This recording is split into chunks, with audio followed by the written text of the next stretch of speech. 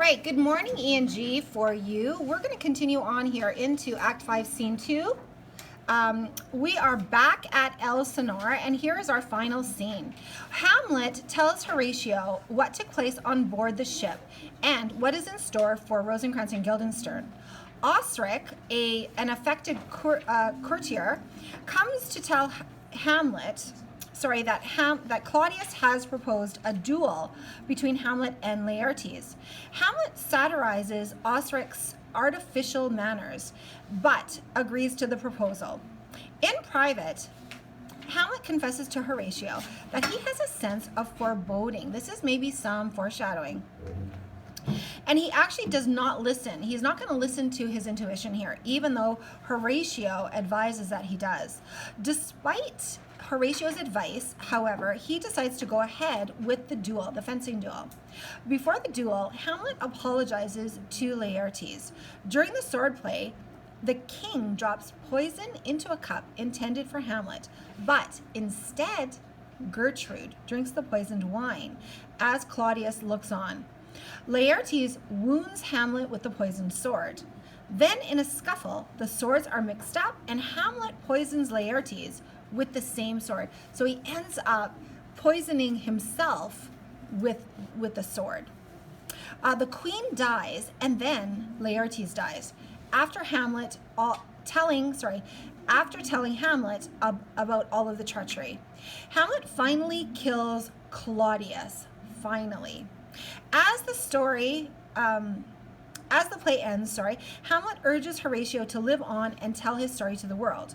Fortinbras approaches with his army, and just before he dies, Hamlet chooses Fortinbras as the new king. Now, this is very important to note because Fortinbras is a natural king, and we know how important it is to the Elizabethans to have a natural king on the throne, right?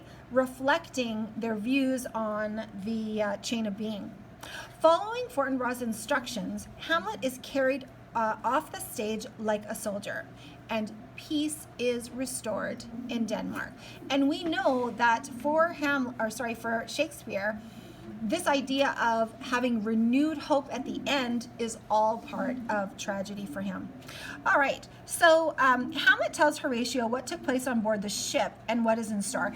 What he's going to explain to Horatio is that he found the papers demanding his death, and he changed them to suggest that not Hamlet get killed, but Rosencrantz and Guildenstern. And he's not going to feel guilty one bit about this because he's going to suggest to Horatio they chose their fate. Their actions are almost demanding that he get back at them in some way. All right. Okay, let's keep going. All right, Scene 2, a hall in the castle. Enter Hamlet and Horatio. So right at the very beginning here, Hamlet's going to say, "So much for this, sir. Now, let me see the other. Do you remember all the circumstances?" He's going to say, "Enough about this topic. Now let's get on to another topic here."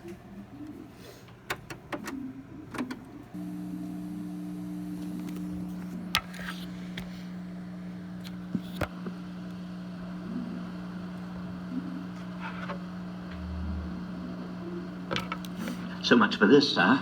Now shall you see the other? You do remember all the circumstance? Remember it, my lord.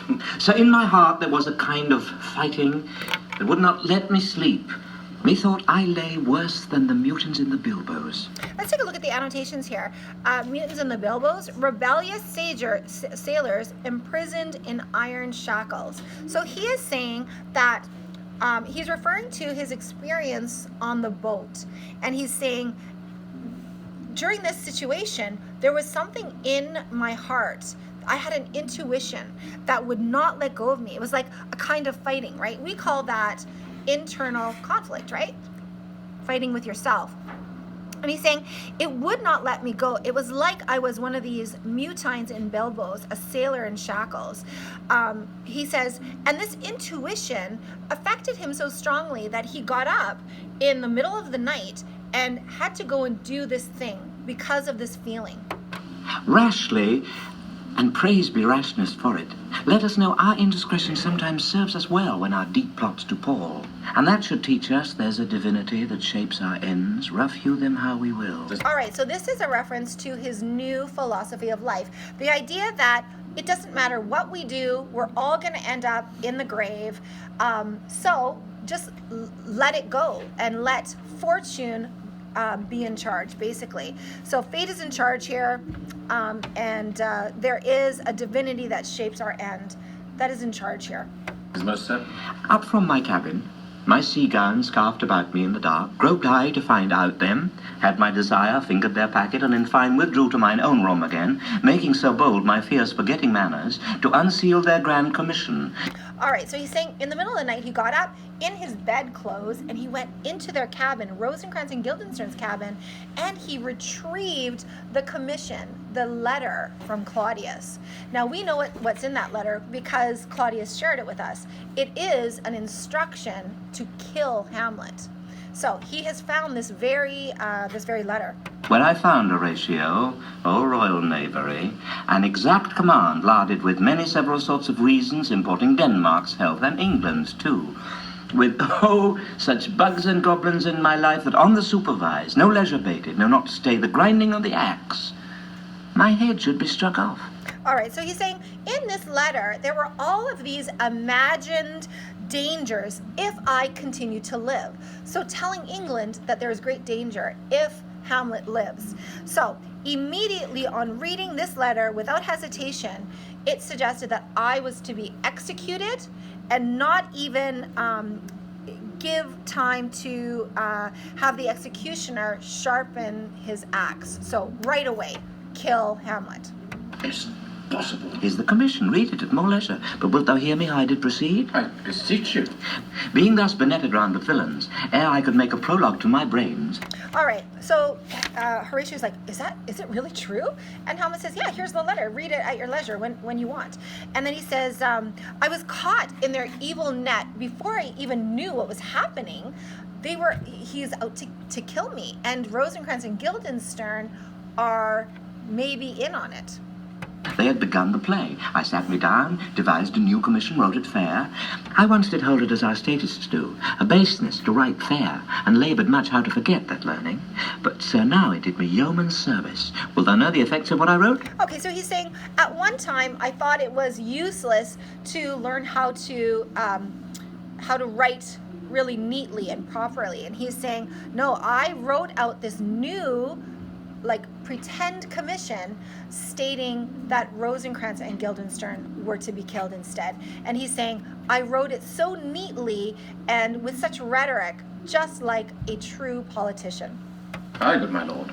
An earnest conjuration from the king.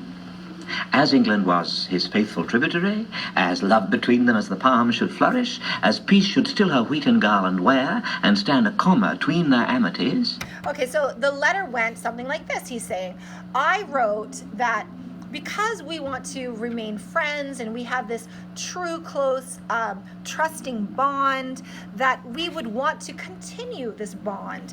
And so he's going to go on to explain that because we have this truthful bond, this trusting bond, I need you to do something for me if you want to continue to have this truthful bond.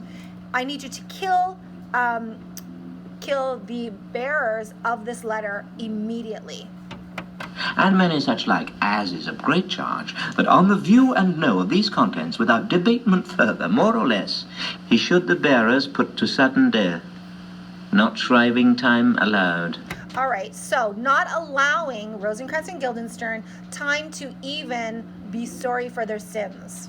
So he is going to do to Rosencrantz and Guildenstern essentially what Claudius did to his father, not allow him to ask forgiveness for his sins and thereby make it into heaven. Because they believed if you didn't have an opportunity before you died to ask for forgiveness, you would go to hell. Or in purgatory where his father apparently is, right? So again, yeah, kill them right away, the bearers of this letter, and don't even give them a chance to ask for forgiveness. How was this sealed? Why, even in that was heaven ordinate.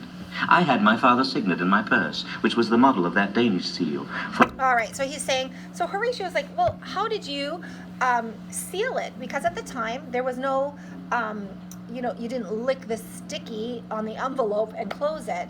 You had to use a little dab of wax, and to make sure, to show that it was actually the king's official handwriting or letter, he would dip his signet ring into the wax that had his seal on it. So he by chance had his father's signet in his very purse, and so he was able to make the little signet mark on the wax to make it look really official. So he wrote a new letter that stated that they were to kill Rosencrantz and Guildenstern rather than kill Hamlet. Folded the writ up in the form of the other, subscribed it, gave the impression, placed it safely, the changeling never known.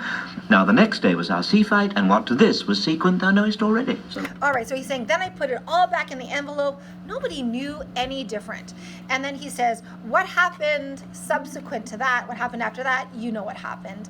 That there was the boat, the pirates came, and I ended up on the pirate boat. Guildenstern and Rosencrantz go too. Aye, man, they did make love to this employment. They are not near They were my asking conscience. for Their it. defeat does by their own insinuation grow. 'Tis dangerous when the baser nature comes between the pass and fell insensate points of mighty opposites. Yeah, so Horatio's like, what? Like Guildenstern and Rosencrantz, they're dead now? And Hamlet's like, doesn't feel sad, doesn't feel remorseful. So this is an indication here that Hamlet really truly is adopting this new philosophy. Oh, from this time forth, my thoughts be bloody or be nothing worth, right? We see here that his heart has definitely hardened up here. He has no empathy at all for Rosencrantz and Guildenstern. They were his old friends, but they have betrayed him, and he is like what Machiavelli says, you need to harden up and do what is necessary, and that's what he's doing. Why, what a king is this? Does it not think thee stand me now upon? All right, is this not my responsibility now to kill Claudius with this very sword? It makes sense. It is my moral responsibility that I have to now kill him. He that hath killed my king and whored my mother, popped in between the election and my hopes, thrown out his angle from my proper life, and with such cousinage is not perfect conscience to quit him with this arm, and is not to be damned to let this canker of our nature come in further evil? Yeah, he took the throne that I hoped for. He set a trap to try to kill me. And he took my mother. And he's saying it is my moral responsibility to get back at him. And then he says, I cannot let this canker of our nature come in further evil. So in other words, he needs to get rid of this disease that is in Denmark. It must be shortly known to him from England. What is the issue of the business there? It will be short. It's only time before the news of Rosencrantz and Guildenstern's deaths will reach Claudius. Do you know that, Hamlet? And he's like, oh yeah, I know it's only a matter of time, but I have the time planned out. I know exactly what I'm going to do. And then he's going to go on to state that life is short anyways. So he says it will be short, the time that is in between now and the time that Claudius finds out about their deaths. And then he says, he's going to say, and a man's life no more than to say one. That is how short life can be. Life is short, he's saying. You better do what you need to do. Again, reflective of his new philosophy. And then he's going to go on to state that he does actually feel really, really bad about Laertes and how he jumped in the grave with him and fought with him. So he's going to show that he does have a new philosophy. He's just going to go for it in life, but he is still humane. He feels really bad, and he says here that he plans to apologize to Laertes for his bad behavior. The interim's mine, and a man's life's no more than to say one. Life is short. But I am very sorry, good Horatio, that to Laertes I forgot myself. For by the image of my cause I see the portraiture of his. I'll court his favours. But sure the bravery of his grief did put me into a towering passion. Please. Yeah, he's saying, I feel really bad because his situation is very much parallel to mine. He was just getting revenge because I killed his father. And he's saying that's exactly what I'm doing. So he's making a comparison between the two characters, saying I feel badly for him because I understand his need for revenge. And he's saying, plus his showiness of grief when he jumped into the grave, it put me into a huge fury. Who comes here? Your lordship is right welcome back to Denmark. I humbly thank you, sir. Does know this waterfly? No. All right, so Osric here. I'm going to give you a little heads up here. Osric is a very he's climbing the ladder. He wants some power. He wants some recognition. He is a landowner, so he owns a lot of dirt, is what Hamlet is going to suggest. But he's very flowery in his language and very verbose. That means he uses a lot of fancy language to try to sound smart, right? We know people like that. So that is this Osric character, and Hamlet does not like him. He calls him, in fact, a waterfly, an insect, like a busybody, sticking his nose in everybody's business, similar to Polonius, right? So he doesn't like Osric at all. Osric shows up and he's got his hat off in respect, and he's very showy, grand gestures, exaggerated gestures, right? And Hamlet doesn't care for it. He's going to actually make fun of Osric in the same way that he used to make fun of Polonius. Oh, good Lord, my state is the more gracious, but is advice to know him. He hath much land and fertile. Let a beast be lord of beasts, and his scrip shall stand at the king's mess. 'Tis a chuff, but as I say, spacious in the possession of dirt. Oh yeah, so he says, Horatio, do you know this guy? Do you know this insect? And Horatio's like, no, I don't know him.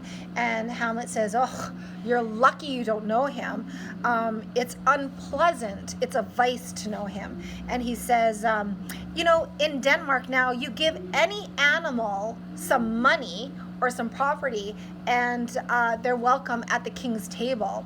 And he's saying he's a jerk, but he owns a lot of dirt. He owns a lot of property, so because he's rich, he's welcome at the king's table. Sweet lord, if your friendship were at leisure, I should impart a thing to you from his majesty. I will receive it with all diligence of spirit. Put your bonnet to its right use. 'Tis for the head.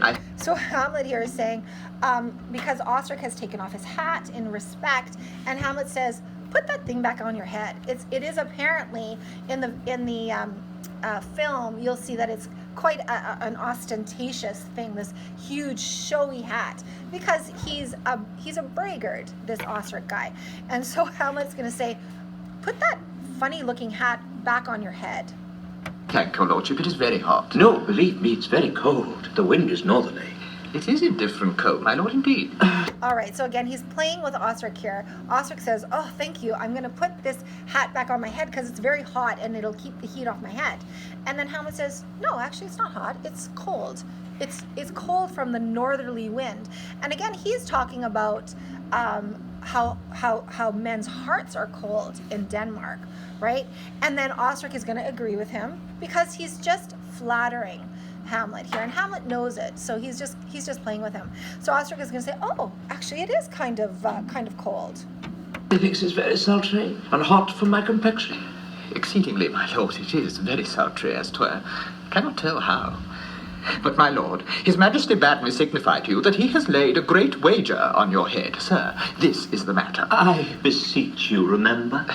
All right, so Osric has come to tell Hamlet that the king has placed a huge wager, a huge bet on Hamlet.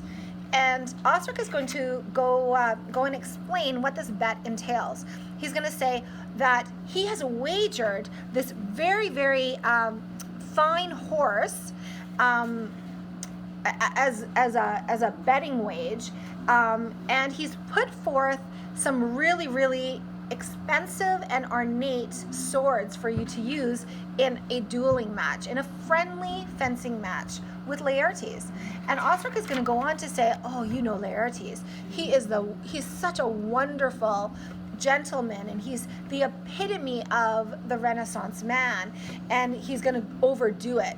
And in the film version that we're going to take a look at with Kenneth Branagh, Robin Williams plays this Osric character, and he plays him like he's very, very like a flowery kind of transgendered person. And so it's suggested here that Osric maybe has a crush on Laertes. Nay, in good faith, for mine ease in good faith. Sir, here is newly come to court Laertes, believe me, an absolute gentleman, full of most excellent differences, of very soft society, and great showing. Indeed, to speak feelingly of him, he is the card or calendar of gentry, for you shall find in him the continent of what part a gentleman would see. Sir, his definement suffers no perdition in you, though I know to divide him inventorially would dizzy the arithmetic of memory, and yet but you're neither in respect of his quick sale, but in the verity of extolment. I take him to be a soul of great article, and his infusion of such dearth and rareness as to make true diction of him. His semblable is his mirror, and who else would trace him? His umbrage, nothing more. Okay, so this is interesting because Hamlet was just talking about how badly he feels over his treatment of Laertes in the grave. And so what he's saying here is genuine. He is saying, I agree with you. Laertes is indeed a great gentleman. Let's take a look here at the annotation, line 117 to 119. His qualities are of such value and rarity that to speak truly of him, nothing is like him except his own reflection in the mirror. Anyone who tries to imitate him is no better than his shadow. So giving Laertes here a great compliment, and he means it truthfully. Your lordship speaks most infallibly of him. The consonancy, sir. Why do we wrap the gentleman in our more raw breath? Sir? It's not possible to understand in another tongue. You'll toot, sir, really. What imports the nomination of this gentleman? Why are you mentioning this gentleman? Like, what's your point? Get to it, Osric. Of Laertes? His purse is empty already. All's golden words are spent. All right, so Horatio says here, all his fancy language has finally run out. His pockets are empty. Of him, sir? I know you are not ignorant. Oh, would you did, sir, yet if faith if you did, it would not much approve me. Well, sir? You are not ignorant of what excellence Laertes is. I dare not confess that, lest I should compare with him in excellence. But to know a man well were to know himself. I mean, sir, for his weapon. But in the imputation laid on him by them in his meed, he's unfellowed. All right, so Hamlet says, yes, I do know that Laertes is a wonderful fencer. He has a great reputation, and he says, but I don't want to talk too much on this because I can't admit how wonderful he is, since you'd have to compare his excellence to mine, and he doesn't want to do that. But he knows that he has a very, very good reputation. He's very, very skilled in fencing. And Osric again is going to say, oh, he's very, very good with his weapon. And for Shakespeare, when he talks of a weapon, he often means it to be sexual innuendo. So the fact that Robin Williams has played this character in the film as an LGBTQ person it makes some sense here that maybe Osric does have a crush on Laertes. What's his weapon? Rapier and dagger. That's two of his weapons, but well. The king, sir, has wagered with him 6 Barbary horses, against the which he imponed, as I take it, 6 French rapiers and poniards, with their assigns as girdle hangers or so. 3 of the carriages, in faith, are very dear to fancy, very responsive to the hilts, most delicate carriages, and of very liberal conceit. Okay, so yesterday I showed you a picture of a very ornate carriage or hanger, and again that was the like the belt thing that holds the sword, and the hangers that actually hold the pocket for the sword. Those are called hangers, but he is calling them carriages. So Horatio a little bit later on here is going to take note of the fact that Osric is using really, really wordy language. Like, he's using big words to make himself sound and look like he's quite intelligent. And at one point here, Horatio is going to say to Hamlet, you better get out your dictionary, because what are the words that he's even using? What call you the carriages? I knew you must be edified by the margent, you dumb. Right there, Horatio is saying, you better get out your dictionary. take a look at the edified margin notes, the annotations in your dictionary, to find out what he means by this word carriage. But what he means is hangers. The carriages, sir, are the hangers. The phrase would be more germane to the matter if we could carry cannon by our sides. I would it might be hangers till then. And so Hamlet is saying that doesn't even make sense. Like the word that you're using, carriage, it sounds like you are carrying in a cannon, right, on wheels, a carriage. But on, 6 Barbary horses against 6 French swords, their assigns and 3 liberal conceited carriages. That's the French bet against the Danish. Why is this imponed, as you call it? Like, why did the king make this bet, right? Barbary horses up here, a North African breed famous for their speed. So he has put forth a very, very significant wage in support of Hamlet. So right away, the question is, why isn't Hamlet suspicious of the king here? Betting on him, he should be more suspicious. The king, sir, hath laid that in a dozen passes between yourself and him, he shall not exceed you 3 hits. He hath laid on 12 for 9. And it would come to immediate trial if your lordship would vouchsafe the answer. All right, so Ostrich here is saying, the king has waged that in 12 rounds of fencing, that you will be able to hit Laertes like 3 times, at least 3 times, and then win the whole thing. How if I answer no? I mean, my lord, the opposition of your person in trial.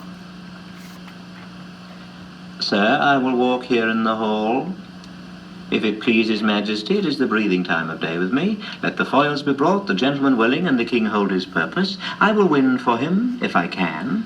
If not, I will gain nothing but my shame and the odd hits. Okay, so Hamlet says, you know what if I say no? And Ostrich is kind of stunned, and so Hamlet eventually says, okay, look, I will accept this bet. I will fight for the king. It is, after all, just a friendly duel. And if I lose, I have really nothing to lose, just a little bit of humiliation. So he's saying, I will do it. Now, from my point of view, I think Hamlet should be a lot more suspicious here. He already knows that the king sent him to England to be killed. So he really should be more suspicious of the king here at this point. He's not. I think his ego is kind of getting into this, right?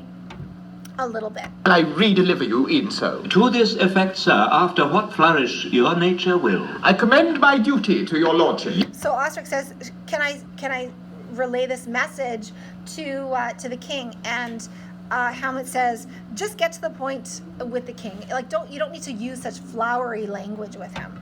Yours. He does well to command it himself. There are no tongues else for his turn. Yeah, so he's saying here, he's a pretentious young man. Good thing he recommends himself, because nobody else would. Does not like Ostrich.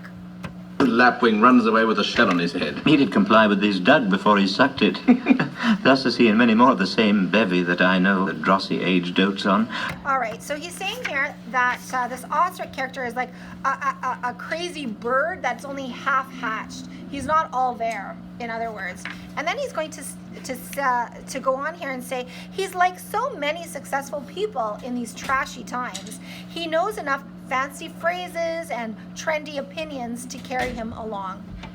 Only got the tune of the time, and out of a habit of encounter, a kind of yesty collection which carries them through and through the most fanned and winnowed opinions, and do but blow them to their trials. The bubbles are out. Yeah, so these courtiers are as empty as beer bubbles. My lord, His Majesty commended him to you by young Osric, who brings back to him that you attend him in the hall. He sends to know if your pleasure hold to play with Laertes, or that you will take longer time. I'm constant to my purposes. They follow the king's pleasure. If his fitness speaks, mine is ready, now or whensoever, provided I be so able as now. The king and queen and all are coming down. All right, so another lord comes and says, all right, so Ostrich has told the king that you are willing to accept this duel. Do you want to do it now, or do you want to do it later? And Hamlet says, oh, if they're ready now, I can do it now. So this lord says, okay, everybody's making their way down, and the king and queen are on their way too. Happy time. The queen desires you to use some gentle entertainment to Laertes before you fall to play. She well instructs me. My lord. You will lose this wager, my lord. I do This is an important statement here by Horatio. He says, you will lose this wager, my lord. Foreshadowing. not think so. Since he went into France, I've been in continual practice. I shall win at the odds. But thou wouldst not think how ill all's here about my heart. All right, so this is an important point to note as well. He says, you know, I don't think I'll lose. I've been practicing a lot since Laertes went to France. And he says, but even though I have been practicing so hard, I have a really sinking feeling, right? That's his intuition. He should listen to his intuition like he did on the boat, right? He had that little intuition. He got up in the middle of the night. He retrieved the letter. He should listen to his intuition here, but he doesn't. And Horatio says to him, you should listen. And Horatio is going to say that to him. You know, you should listen to your little feelings there. And if your mind dislikes anything, obey it. Listen to your intuition. And Hamlet's going to say, no, I don't listen to superstition. I am ready. And again, this next statement here is indicative of his new philosophy of life. It is all in the hands of fate. Fate is in charge here. Fortune is in charge. Even if a sparrow falls and dies, it's all it's all because of the actions of fate. But 'tis no matter. Nay, good my lord. It is but foolery. But is such a kind of gain giving as would perhaps trouble a woman? If your mind dislike anything, obey. I will forestall the repair hither and say you are not fit. No. Yeah, so he's saying here, like this misgiving that I have, this intuition, is kind of like a woman's fear. And again, Horatio is going to say, you should listen to that little voice inside of you. And he says, if you cancel this, I'll make excuses for you. And Hamlet says, no, I'm not going to do that. I'm not that superstitious. The wit. We defy augury. There is special providence in the fall of a sparrow. If it be now, 'tis not to come. If it be not to come, it will be now. If it be not now, yet it will come. The readiness is all. So remember this statement here. He says, the readiness is all. This is his new outlet on life. It's his new philosophy. Whatever is meant to be, will be. You just need to be ready for it. His new philosophy. Since no man has aught of what he leaves, what is to leave betimes? Let it be. Let be.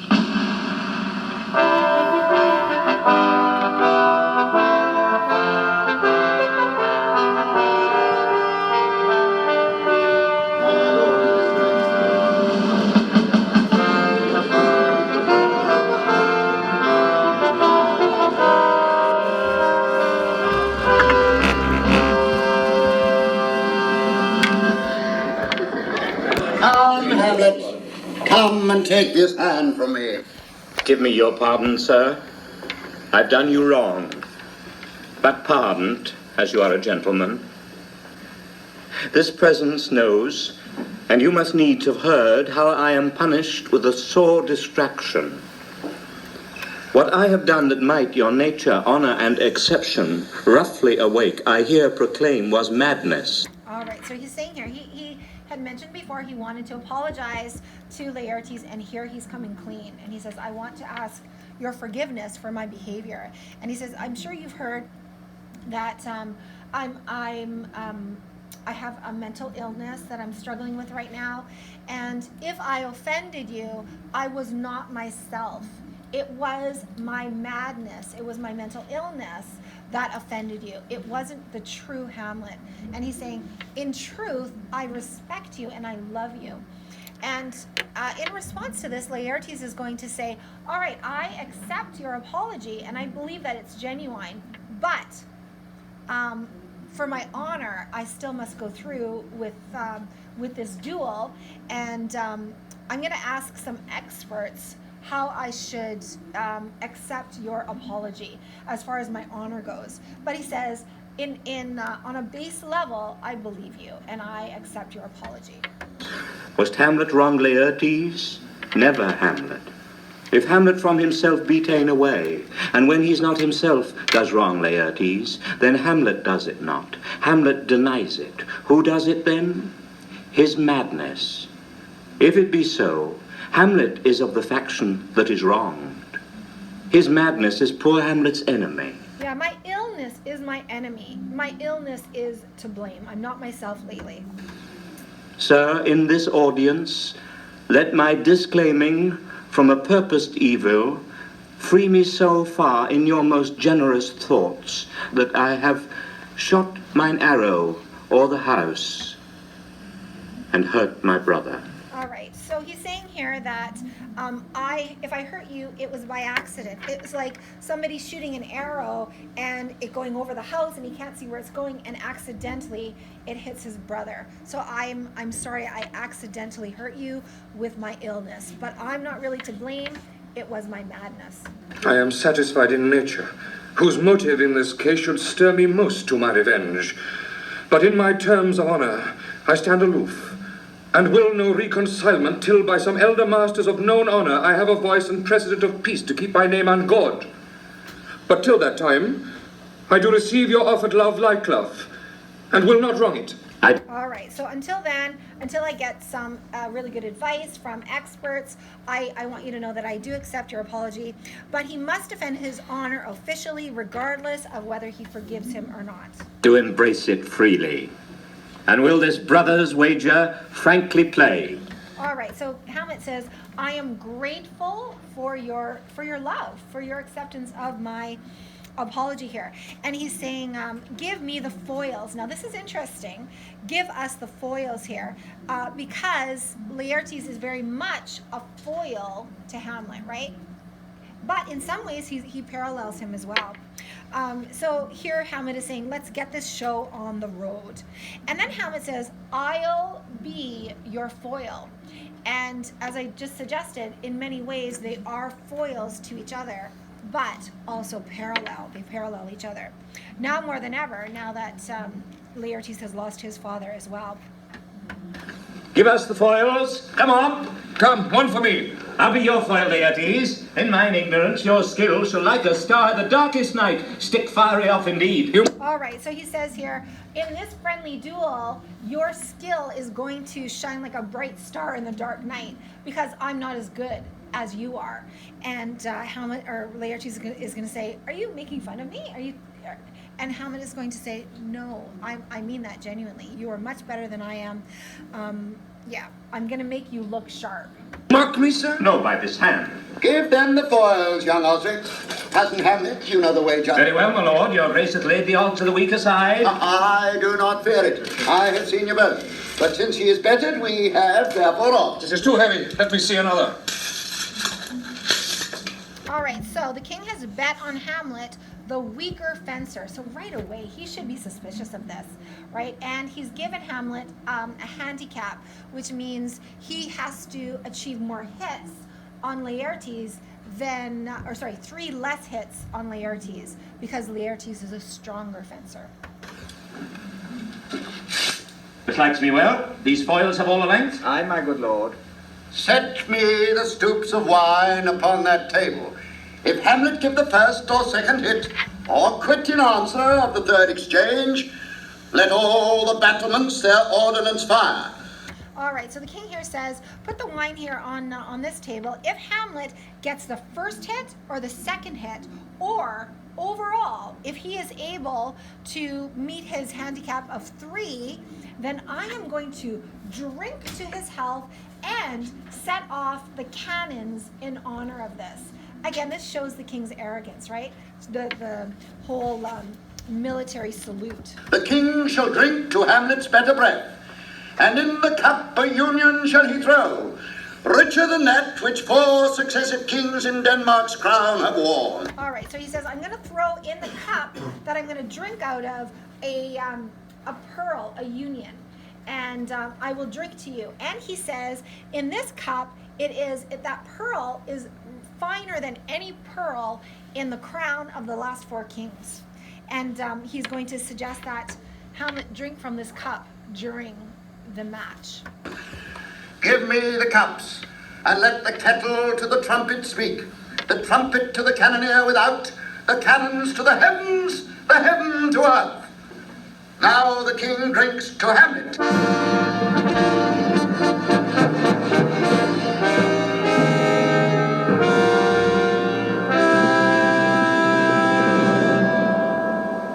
Come, begin. And you, the judges, bear a wary eye. Okay, so right away Hamlet is going to get a couple of hits. He's going to say, I got you, Laertes. And Laertes is going to say, no, that was just you just skinned me. And the judge is going to say, yes, no, that was a hit. And then Hamlet's going to do a second hit. And Laertes is going to say, yes, that was a hit. And then, of course, because Hamlet got the first or second hit, the king is going to want to drink. Come on, sir. Come, my lord.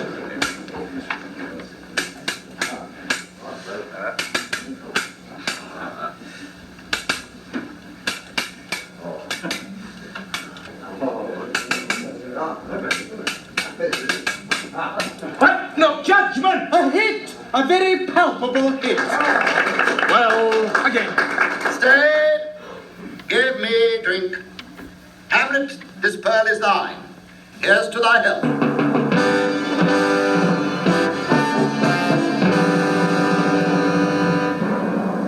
Give him the cup. I'll pay this bout first, send it by a wire. Come. All right, so the king says, here, have a drink. And we know what's happening, right? Because he's poisoned the cup. Hamlet thankfully says, no, I'm not going to drink right now. I want to finish this round. He should be a lot more suspicious than this, right?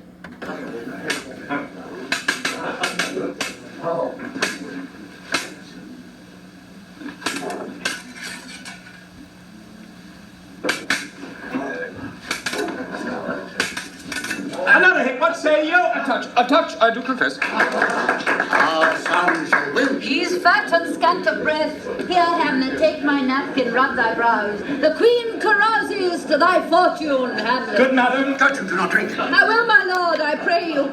All right, so Hamlet does not drink, but the queen does. She says, I am going to drink to your health. And the king says, oh, don't do it. And she says, I can do whatever I want. Watch me. And she does. Pardon me. It is the poison cup. It is too late. I dare not drink yet, madam, by and by. Come, let me wipe thy face. My lord, I'll hit him now. I do not think to. And yet it is almost against my conscience. Come for the third, Laertes. You do but dally. I pray you pass with your best violence. I'm afraid you may go wanton of me. All right, so he says here, hit me with your best shots, right? So he's saying, come on, you're just playing with me here, Laertes. Let's see what you really have. In the meantime, the queen has drunk the poison. Yeah. Yeah, I don't know. There's no indication that that's what he's doing, but it sounds like that's definitely possible because he's such a good fencer. You would think that he would. Yeah, I don't know. Maybe he is holding back. Yeah. You, sir? Come on.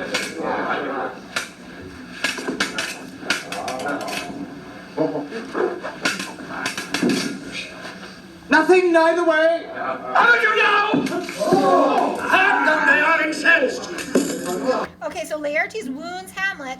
Then they get into a scuffle. They drop their swords, and Hamlet picks up Laertes' sword, and they exchange swords. So now Hamlet has the sword with the poisoned end on it. They come again? The queen! Queen there, hello! How is my lord? How is Laertes? As a woodcock to mine own spring, Osric. I am justly killed with mine own treachery. Take a look at that line. I am justly killed with my own treachery. I deserve this, he says. How does the queen? She swoons to see them bleed. No, the drink. My dear Hamlet, the drink. I am poisoned. Oh, villainy! How? Let the door be locked! Treachery! All right, so take a look at Hamlet here. He takes control. Lock the doors, everybody. We're going to get to the bottom of this. Why has the queen been poisoned? So again, we see him really changing. He's the new Hamlet, right? Seek it out! It is here, Hamlet. Hamlet, thou art slain. The can do thee good. All right, so on his dying breath here, Laertes is going to come good. He's going to say, look, Hamlet, you've been hit.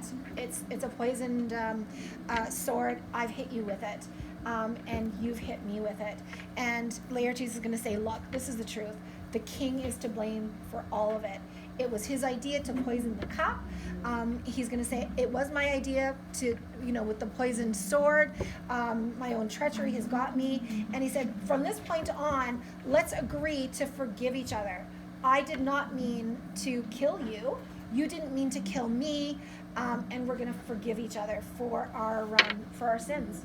So that's good, because they're both on their way to heaven. In thee there is not half an hour of life. The treacherous instrument is in thy hand, unbaited and envenomed. The foul practice hath turned itself on me. Lo, here I lie, never to rise again. Thy mother's poisoned. I can no more. The king's to blame. The point envenomed too. Then, venom, do thy work. All right, so here we see, this is the new Hamlet, and he's going for it. He says, this sword is poisoned, and Laertes says yes, and then he says, do thy work, and he stabs the king with it. Look at him go. So again, some people say this shows a lot of growth in him. Some people say it shows that he is, that he's not grown, that he's gone the other way. Yet defended friends, I am but hers. Ancestors, murderers, damn the Dane, drink off this potion. Is thy union here? Follow my mother. All right, check him out. He's like, you incestuous son of a bitch. Now you're going to die, but you're going to die even faster or more because you have to drink this cup. And he forces Claudius to drink the poison in the cup. And he says, is the union in there? Is your little pearl in there? Go meet my mother. And, yeah. Or does it mean just like, both of them are dead? I think just that both of them are dead. I don't know. Yeah. Yeah, he's not impressed with his mother though. And he's actually going to say goodbye to her a little bit later on and not use very nice words. So it's debatable. He is justly served. It is a poison tempered by himself. Exchange forgiveness with me, noble Hamlet. Mine and my father's death come not upon thee, nor thine on me. Heaven make thee free of it. I follow thee. I am dead, Horatio. Wretched queen, and you. Look what he calls his mother. He's got mummy issues for sure. You that look pale and tremble at this chance, that are but mute or audience to this act, had I but time, as this fell sergeant Death is strict in his arrest, oh, I could tell you. All right, so he says to the other people there, look, you have no idea what's going on here. You think I killed the king, but there's a bigger story here. If I had time, I could tell you a doozy. And then he's going to say to Horatio, you please make sure that you live on and tell the story. Make sure everybody knows all of the details and the truth of what really went on here. Because Horatio later is going to want to kill himself in loyalty. And Hamlet is going to say, no, I'm not going to let you kill yourself. You must live to tell the truth. But let it be. His new philosophy. Horatio, I am dead, thou livest. Report me and my cause aright to the unsatisfied. Share my story. Never believe it. I'm more an antique Roman than a Dane. Here's yet some liquor left. All right, take a look at the annotation here. He's saying, I'm more of an antique Roman than a Dane. Famous Romans committed suicide instead of accepting defeat. But Hamlet is not going to let him commit suicide here. The man, give me the cup. Let go, by heaven, I'll have it. Oh, good Horatio, what a wounded name things standing thus unknown shall live behind me. Promise me to tell everyone the truth of my actions. If you love me, you will do this for me. If thou didst ever hold me in thy heart, absent thee from felicity a while, and in this harsh world draw thy breath in pain to tell my story.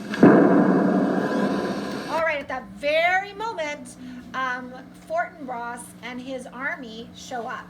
Not to invade, but just to say hi. Like, hey, we're just passing through your country again on the way back. What warlike noise is this? Young Fortinbras, with conquest come from Poland to the ambassadors of England, gives this warlike volley. Oh, I die, Horatio.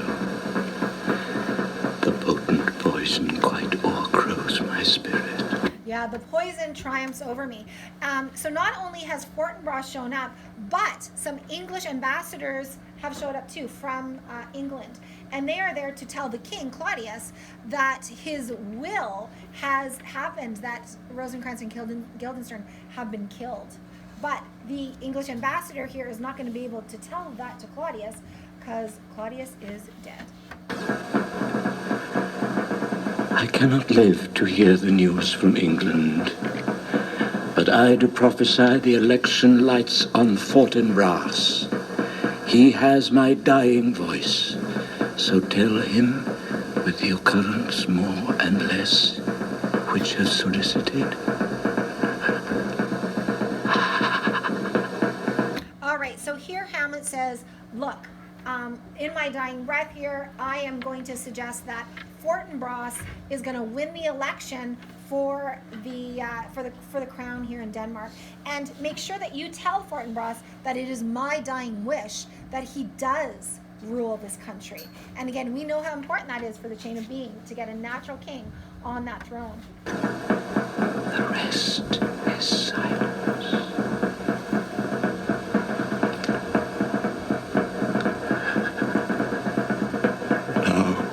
Cracks a noble heart.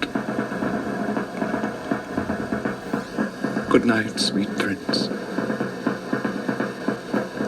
And flights of angels sing thee to thy rest. All right, so we know Horatio is a silent, true commentator, objective commentator.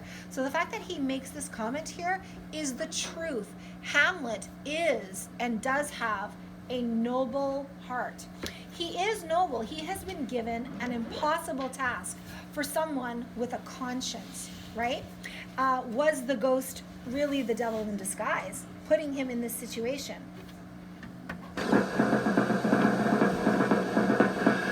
Why does the drum come hither? Where is the sight? What is it you would see? If aught of woe or wonder, cease your search. All right, so Fortinbras shows up and he's like, what the heck is going on here? Boys in the back. And with all these dead bodies, and Horatio's like, yeah, let me tell you what has gone down here. This quarry cries on havoc. Oh, proud death, what feast is toward in thine eternal cell, that thou so many princes at a shot? So death here is personified, right, as a hunter. Why? Look at how death has hunted down all these people. Why? Fortinbras wants to know. So bloodily hast struck. The sight is dismal, and our affairs from England come too late. The ears are senseless that should give us hearing. To tell him his commandment is fulfilled, that Rosencrantz and Guildenstern are dead. Where should we have our thanks? So the ambassador here says, we're too late, the king is dead. Who are we supposed to tell and give our thanks, to give us thanks for, having completed his order? Horatio is going to say to the ambassadors, Yeah, you're not going to be able to get any thank you from Claudius, but he said he's going to also explain that it wasn't really Claudius who instructed, who made that order. So he's got a lot of explaining to do, Horatio does. From his mouth, had it the ability of life to thank you, he never gave commandment for their death.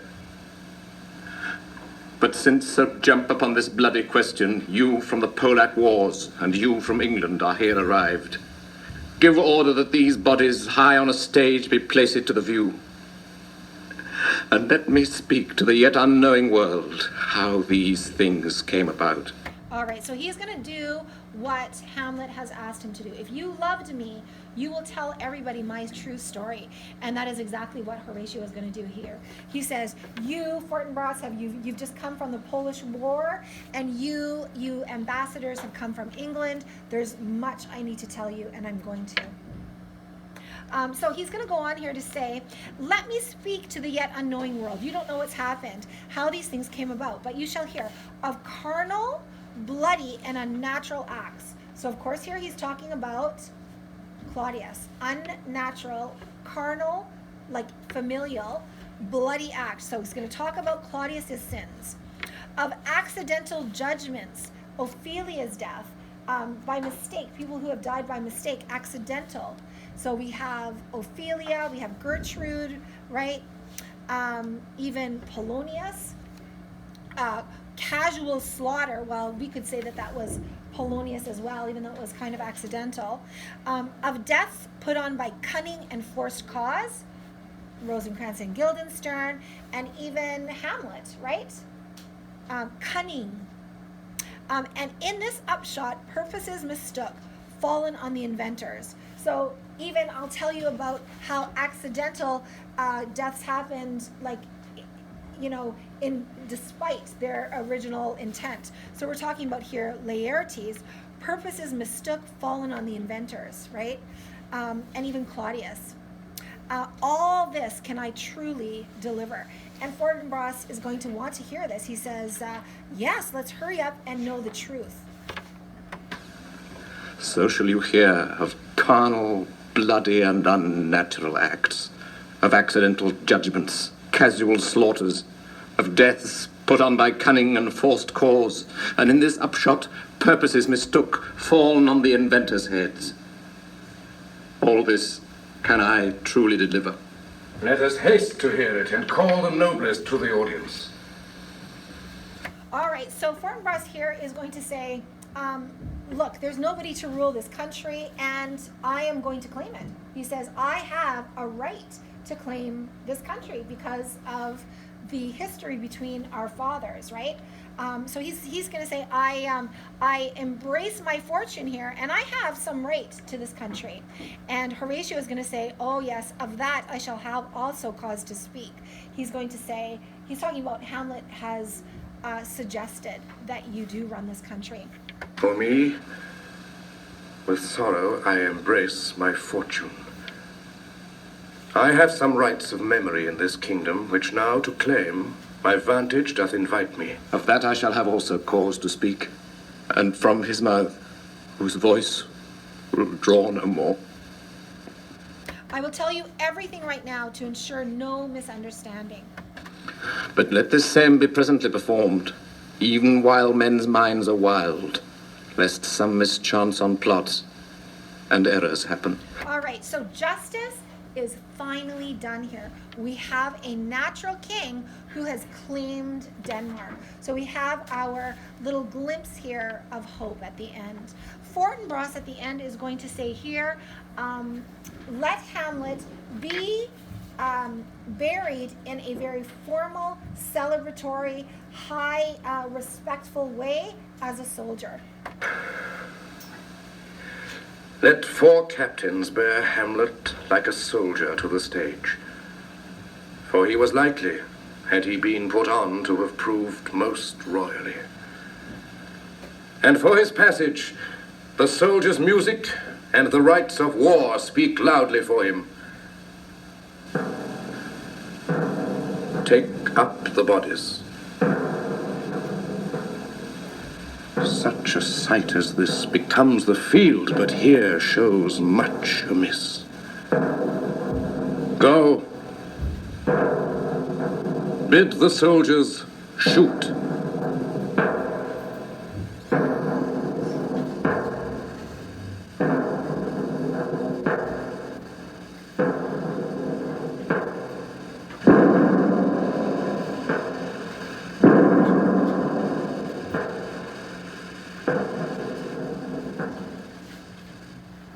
All right, so at the very end, the last few lines are very important. Fortinbras says here, get rid of this carnage. All of this bloody mess, get it out of my sight. It is befitting of a battlefield and not what should go on in court, in a good court. So the last lines here show that he has intentions of running this country properly, not as a battlefield. Get these bodies out of here. I don't want to see any of this. And again, yeah, he's going to run this properly.